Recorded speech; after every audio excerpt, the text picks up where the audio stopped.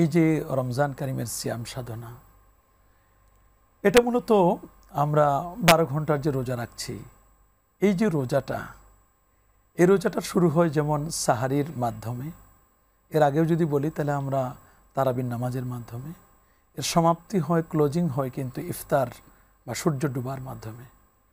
আমরা যদি এটাকে মিলাই দিই জীবনের রোজার সাথে, জীবনের রোজাটা স্টার্ট হয় মূলত আমাদের যৌবনকাল থেকে, আর এর পরিসমাপ্তি ঘটে জীবনের সূর্যটি যখন নিভে যাবে। এই যে বাকি 60 বছরের রাসূল আকরাম সাল্লাল্লাহু আলাইহি ওয়াসাল্লাম তার জীবনে মাত্র 8 বছর কিংবা 9 বছর রোজা পেয়েছেন, কিন্তু আমরা তো জীবনে 40 বছর, 50 বছর, 60 বছরও রোজা পেয়েছি।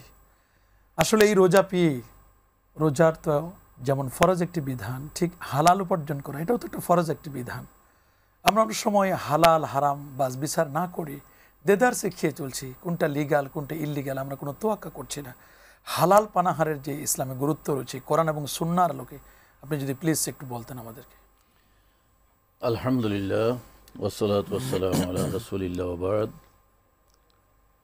আপনি আজকের যে বিষয়টা অবতারণা করেছেন অত্যন্ত অত্যন্ত গুরুত্বপূর্ণ আমাদের জীবনের জন্য। আল্লাহ তাআলা প্রথমে পৃথিবীর সকল মানুষকে বলেছেন ইয়া আইয়ুহান নাস কুলু মিনাত তাইয়্যিবাত, যে পৃথিবীর সকল মানুষকে আল্লাহ বলেছেন যে তোমরা পবিত্র খাবার খাও, যা আল্লাহ তাআলা তোমাদের রিজিক দিয়েছেন এর থেকে পবিত্র খাবার খাও। কিন্তু মুসলমান যারা ঈমানদার, ঈমান আনার পরে তাদের জন্য আরেকটু ব্যতিক্রম কথা আল্লাহ তাআলা বলেছেন, যে নবী রাসূলদেরকে দিয়ে শুরু করেছেন ইয়া আইয়ুহার রাসূলু কুলু মিনাত তাইয়্যিবাতি ওয়া আমালু সালিহা। হে আমার রাসূলগণ, নবীগণ, তোমরা ভালো কাজ করবে, ভালো কাজের আগে কিন্তু তোমাদের শর্ত হলো পবিত্র খাবার খেতে হবে, হালাল খাবার খেতে হবে। তাহলে এইখান থেকে বোঝা গেল যে হালাল এবং পবিত্র খাবার ছাড়া কোনো ইবাদতই কবুল হবে না। সেই ইবাদতটা ফরজ হোক, নফল, মুস্তাহাব অথবা সুন্নাত এবং ওয়াজিব, যেই ধরনের ইবাদত হোক, যে কোনো ইবাদত কবুলের প্রথম শর্তই হচ্ছে হালাল উপার্জন এবং সেটা ভক্ষণ। উপার্জন করলাম আমি কিন্তু হালালটা খেলাম না, তাতে আবার মিশ্রিত করে ফেললাম, সেটা হবে না। একটা হচ্ছে হালাল উপার্জন। আপনি একটা হাদিস বলেছেন খুবই চমৎকার, যে আমার যে কোনো মুমিন মুসলমানের উপরে আল্লাহ তাআলা যতগুলো ফরজ অবধারিত করে দিয়েছেন, মানে নির্ধারিত করেছেন, যেমন নামাজ ফরজ, রোজা, হজ, যাকাত, এগুলি ফরজ, আরও অনেক ফরজ আছে।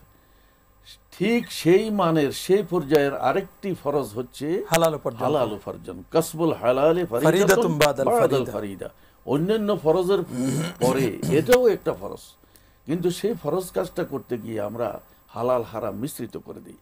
আল্লাহ তাআলা মানুষ সৃষ্টির পরে দুনিয়াতে কোনটা করা যাবে কোনটা করা যাবে না একটা দেয়াল তৈরি করে দিয়েছেন, একটা সীমানা করে দিয়েছেন, একটা ডিভাইডার করেছেন, বর্ডার দিয়ে দিয়েছেন। তিলকা হুদুদুল্লাহ ফালা তা'তাদুহা। তো এই যে আল্লাহ তাআলা আমাদেরকে একটা সীমানা দিয়ে দিয়েছেন, এটা করা যাবে, এতটুকু করা যাবে, এতটুকু করা যাবে না, এটা খাওয়া যাবে, এটা খাওয়া যাবে না। এবং বলা হয়েছে আল হালালু বায়্যিনুন ওয়াল হারামু বায়্যিনুন ওয়া মা বাইনাহুমা উমুরুন মুশতাবিহাত।